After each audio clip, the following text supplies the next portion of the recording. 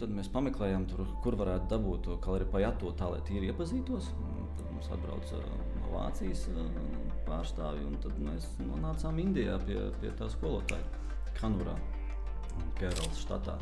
Kaleripajatu ir no Kerals štata. Un sāku trenēties, sāku apgūt. Kas tas ir tāds?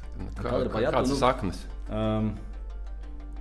Saknes ir diezgan tāls, leģendās par to, ka Parašuram, kas ir viens no Višnu inkarnācijām, nometa savu āmuru, tā viņi teikt, Kerals štatā, un tur arī Kerals štats ir tagad. Un viņš ir tas, kas to kaleriju ir nodevis cilvēkiem tālāk.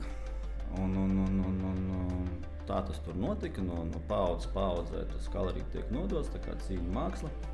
Un līdz kaut kādā brīdī tāds Keralas mūks ceļoja uz austrumiem.